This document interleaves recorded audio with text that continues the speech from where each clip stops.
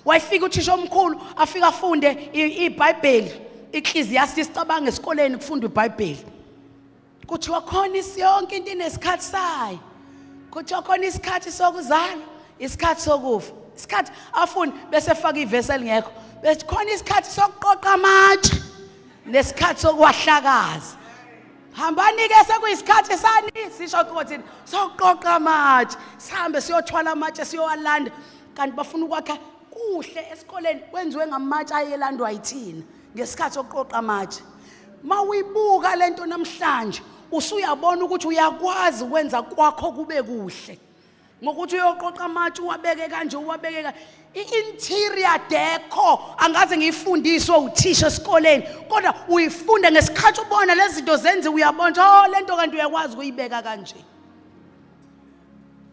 tshela makhona ukuthi anifundiseka bese bakhona isikhungo sokugcina esibizwa ngokuthi isonto ibandla yini bazalwane ibandla esontweni bazalwane wonke umuntu is designed to have a place of worship hallelujah kuyintando kaNkuluNkulu ukuthi wonke umuntu akabe nomuntu ozomdonsela ingakho lento le ibizwa ngepool pit umuntu oma kulento ebizwa ngepulpit bese yakukhondema akutshela ububi bakho akuphushe akenze umsebenzi lento ibizwa ngepulpit because lo muntu omala fanele akwazi ukudonsa from any pit anyusele to maturity so isikhungo kuthiwa yibandla isonto indawo la khona umuntu ecijwa khona ukuthi noma wahluleka imfundo noma yahluleka imphakathi noma wahluleka umndeni kodwa ukhona uNkulunkulu ongahluleki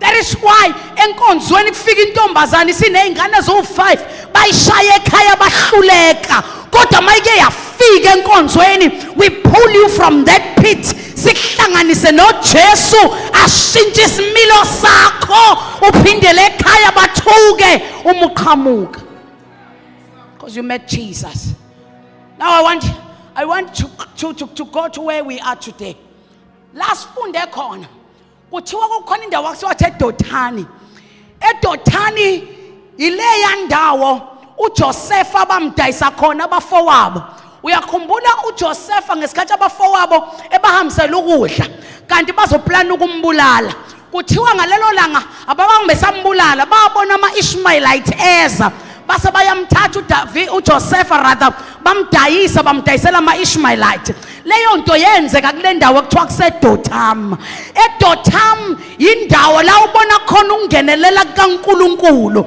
noma ngabe iculture yakhe ihlulekile noma ngabe umndeni wakho wahluleka noma ngabe umphakathi okhulele kuwo wahluleka kodwa umuke wafika eDotham ila ubona khona isandla sikaNkuluNkulu singenelela uJoseph abazali bakhe babemthanda kodwa they failed to protect him kubafowabo ngoba they did not know the plot obhuti bakhe ababenayo kanti kuseDotham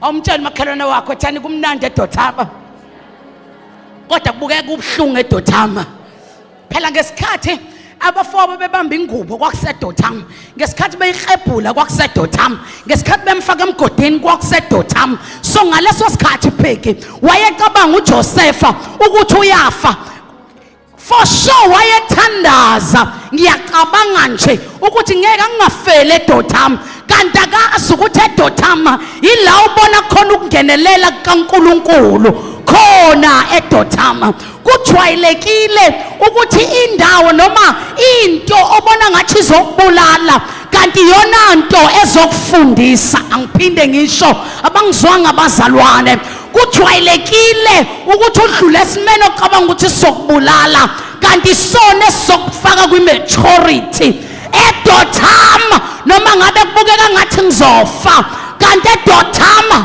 kuzodlula ama-Ishmayele eDotham kungabukeka ngathi ngizofela khona kanti eDotham the hand of the Lord of protection you're about to see it lalela leyanto yezithungo ezazimkhothamela yayingekho la ababekhona.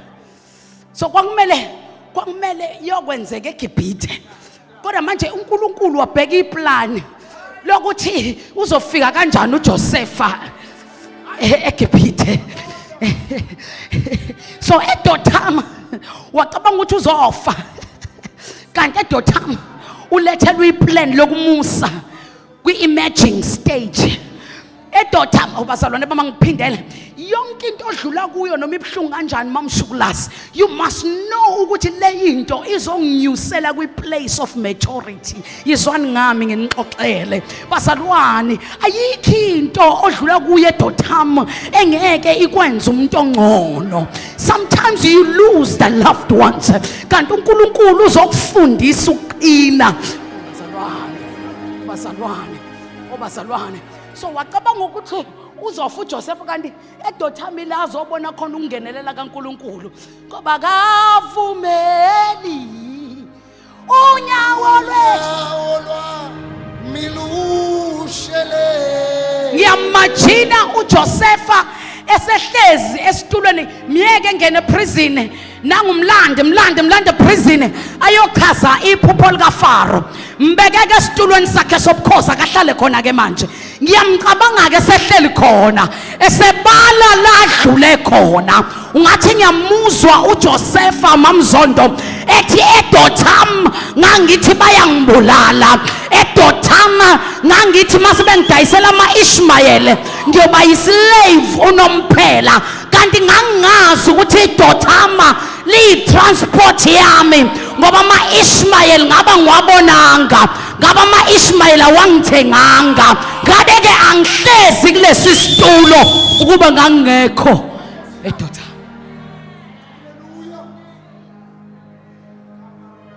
Akavumeli unyawo lwami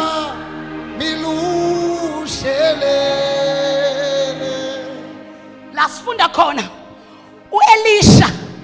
uElisha Kilamaaya uElisha is a servant of God, but not only a servant of God but a prophet of God. Lithi izwi laNkulunkulu ama-Aram ayenempi noIsrael, kanti uElisha ubekwe in a point yokuthi inkosi yaka-Israel uyena oyitshela izinto zingakenzeki. Kuthiwa wayekwazi ukuyixoxela inkosi yaka-Israel ukuthi inkosi yama-Aram iplanani, ingakayitsheli umuntu leyo nto. uElisha wayenendlebe yokuzwa into ama-Aram ayiplane ekameleni. So it means Israelites was always one step ahead because there was Elisha. Mhlambe ngivumeleni ngithi uma kancane la usuku la siba nami phela mfowethu. Mfana ngivumeleni ngibe la kancane.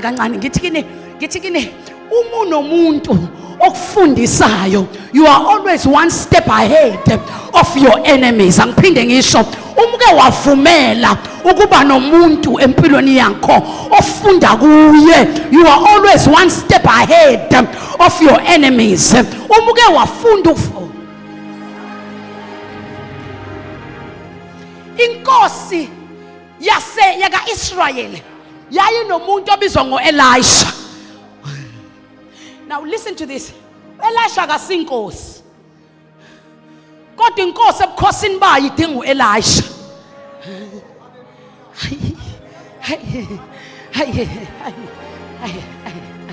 Kuyenzeka mambisha umuntu ofunda kuye angabi nequalification wena onayo. Uyinkosi yebo, kodwa uyamdinga uElisha ozokwenza ube one step ahead of your enemies. Ngitheke inkinga yalesi isizukulwane esingafuni ukufunda kodwa esithanda ukufundisa. Mawufuna ukuyibona kahle lento hamba uyobuka social media, wonke umuntu une-account.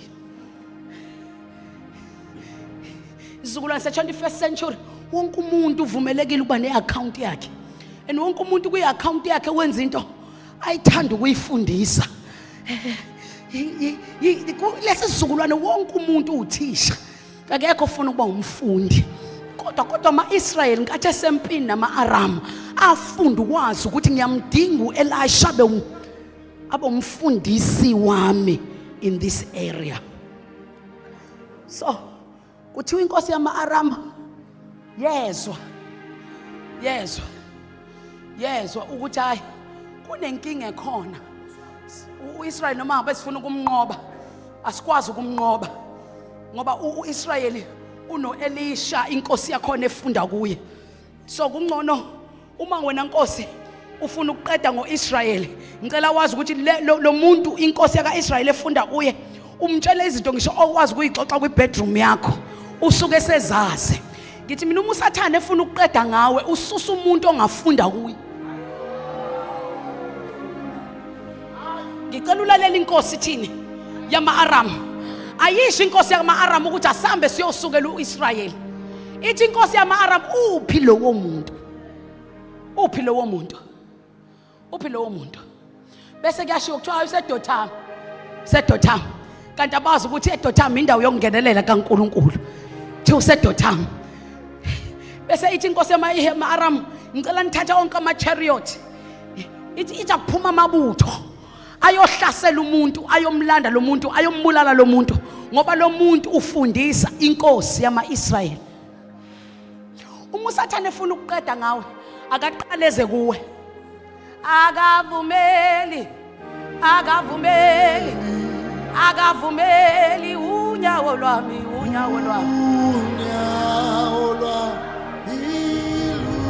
lushele. uSathane efuna ukuqeda ngawe akaqali ngawe, uqala ngokuyobheka u-Elisha wakho. Ubani lofunda kuye? Ubani lofunda kuye okuthize?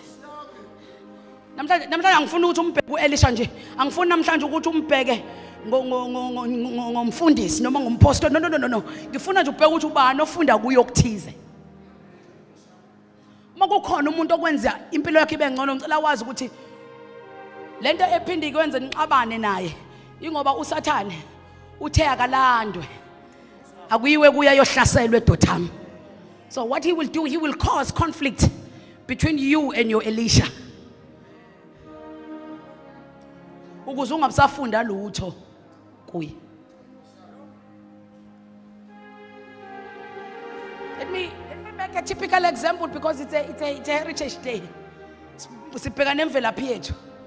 It is known, and I want you to open your spiritual eyes like me and search why lento yenziwa yini lento. It is known ukuthi a girl do not relate well with a mother than a boy. Ithini lento? Mina nginengane ezimbili. So ngiyayazi practical. Kuthiwa ingane yentombazane ihlezi ixabana noma wayo. Kodwa ingane yomfana ngiyabonga pheki ngoba unazi ingane uzele laba bazele bahluthiwe babuye eGalili babona nje. Bese kuthi eyomfana iyona ezwana kakhulu nomama. Kanjalo nakubaba. Eyontombazane iyona ezwana kakhulu nobaba. Eyomfana ixabana kakhulu nobaba. It is known bazalwane. It is a fact out there. But mawufaka amehlo kamoya fanele uyilwise leyo nto. Ungayithandi leyo nto. Ungayamukeli leyo nto. Fanele uyibuze ukuthi yenziwa yini. Yenziwa ukuthi ingane yentombazane kumele ifunde kubani? Kumama. Ingane yomfana fanele ifunde kubani? Kubaba. So kulanda uElisha. Kuthunyelwa ama-chariot awayobulala uElisha.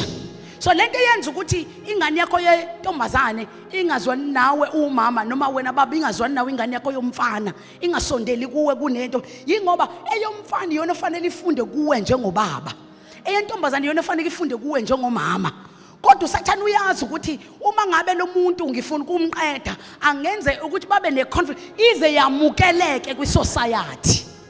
njengale ngikhulumayo into eyamukelekile kwi-society kumele uma suyi-kingdom citizen kuyifa lethu ukwazi izinto ezifihlakeleyo kumele uyinqabe uma umfana namhlanje ilwele i-relationship yakho nobaba wakho uma uyintombazana ilwele i-relationship yakho nomama wakho uma uwumama ilwele i-relationship nengane yakho yentombazane uma ubaba ilwele eyakho nomfana kuyothunjwa u-Elisha Elisha. Oh, I feel so many hearts that are broken right now here on this one. I feel so many hearts that are broken. Let me tell you the truth. If I be of God, I tell you the truth. Uma uSathane efuna ukuqeda ngawe, uzolimaza, uzosusa uElisha eduze kwakho. Uma namhlanje, uma wakho kade awumkhulumisa, ilungise leyo nto, ilungise. Ngixolele ubaba wakho ngixolele lungise leyo nto lungise angisho ukuthi yakukhumbula ekhaya phela yolanda inkingi ngisho ukuthi lo maye khona abazalwane khuzwa fanele ukhuluma nabo yonke into uyisho step by step njengoba manje khona uzoyakukhumbula ekhaya yobhala ubaba wangilahla umaye ngikhulelwe ngisengibheka ubaba umpostoli ukhulumile wathi angiyilwele hamba kolanda inkinga zakho wakhumbula ekhaya ungangifaki mina ngoba manje uzomthola lo baba umthola uxakike sanibonani bazalwane bami so bese lithi iBhayibheli sekufanele ngivale manje bese lithi iBhayibheli zehla inqola zaya kolanda uElisha kanti uElisha nala khona uhleli nomuntu amfundisayo umthola umuntu ozokufundisa yabona ke umuntu oyinkinga emhlabeni umuntu owazi yonke into ngavumi uba umaster of all bani master of all bani of none kuthiwani jack of all trade master of none ungayivumi leyo nto akekho umuntu ofrustrate-anayo njengomzalwane owazi konke izwa ngami I tell you the truth mina I lead people yabona umzalwane owazi konke uyashumayela uyacabanga lesi scripture bekumele usihlanganise kanje bengamele usifake kanje silima ngeke azasizakala ngoba uNkulunkulu usebenza ngomuntu yabona into ngikhuluma la khona umuntu ozophuma la yolungisa i-relationship noma wakhe khona umuntu ozophuma la yolungisa i-relationship nobaba wakhe ngoba iyaphoqa like uElisha wayeseDotham mayiseDotham uhleli nomunye amfundisa bese lithi iBhayibheli yathi vuka inceku kaElisha mayibuka ngaphandle my goodness ama-chariot amangaka ama-Aram yagijima yaya kumaster yathi master sizungeziwe ama-Aram ngeinqola zomlilo bafuna ukuzosibulala bese umuntu okufundisayo uyayazi lento yaseDotham uyayazi ukuthi eDotham kuba ngathi kuyaphela ngawe kanti la qala khona phela umuntu okufundisayo khona izinto asehambe ngaphambi kwakho wena khona izinto ozothi uma uyibuka zikusabise kanti lo muntu ofunda kuye yena sewake wadlula kuze uzokutshela akuseDotham la asife eDotham wathi ngibona inqola zomlilo nje Elisha igama lokuqala likhulumayo ungesabi let me tell you mthola umuntu ozofunda kuye mthola umuntu okuzothi usuvala amehlo usuthi angiboni ukuthi lento isazoqhubeka avela athi ungesabi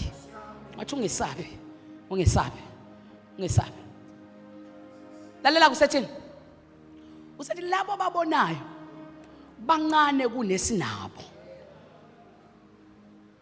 labo babonayo umuke wamthola umuntu ofunda kuye izinto uyibona zinzima yena uyibona zilula mawuke wamthola umuntu ofunda kuye izinto ezikushayisa ngovalo zikuthwalise ngezandla ekhanda yena uyibona kuyizinto ongayinqoba but ke listen to this usethi vala amehlo ngithandazi Father I pray that you open his eyes. That's what he said. Uyazi ukuthi uyaqonda ukuthini uElisha ukuthi lento ekwenza ucabanga ukuthi lento izokubulala ukuthi amehlo akho avalekile. Can I announce this morning, there is a God in heaven who can open your eyes, and things that you thought they will kill you, you will see. You just needed the glory to surround you. Once you tap into the power of the glory that you carry, you will be able to see ukuthi lezi zinto angeke zezingibulala. Lithi izwi kaNkulunkulu yavula amehlo lenceko, yathi mayivula amehlo yaphumela emnyango. Yaphumela emnyango kuthiwa yaphakamisela amehlo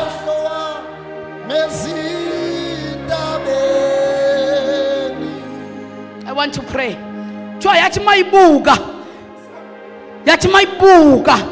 iyayibona ingqola zama-Aram, iyawabona amasoldier ama-Aram, kodwa emva kokuthi ivuleka amehlo, there is a place of maturity. Othi masuvuleke khona amehlo, noma ama-Aram angaba khona, noma ingqola zingaba khona, kodwa mawuthi uyabheka lithi wabona ingqola eziningi zibakakile ibazungeza umuzi. Uthi wathi mayayibuka kwangathi amalangabo omlilo. Umuke wafika in a place of maturity. Uma ke kwavuleka amehlo akho, you are able to see the glory of God to be bigger than your problems. You are able to see the glory of God that is bigger than your challenges. You are able to see the glory of God that is bigger than what you are going through. You are able to see the glory of God. All that you need is to come to maturity. Open your eyes. Open your eyes. Baningi abangakithi kunalabo abazolwa nathi. Umuke wavuleka amehlo, ukwazi ukubona inkazimulo kaNkulunkulu inkulu kunalezi zinto ezikhalisayo. Angazi namhlanje ekseni magaka abantu ababalisayo, angazi bangaki namhlanje ekseni abantu abanezinto ezibakhalisayo, angazi mangaka ama-Aram owabona emisa ngakuwe, kodwa ngizothi vula amehlo ubone. There is the glory of God ekwazi ukushaya ama-Aram wenza impumputhe. That glory of God ingakwazi ukuyisa leyo ntaba ephambi kwakho. Ngazi ingaki intaba obona ngathi ziyakusinda, kodwa ngizothi mawungasuvula amehlo ubone, there is a place of maturity. Uma ungasuvula amehlo ubone, stand on your feet, kukhona kazimulo kaNkulunkulu. Open the eyes of my heart, Lord. I want to see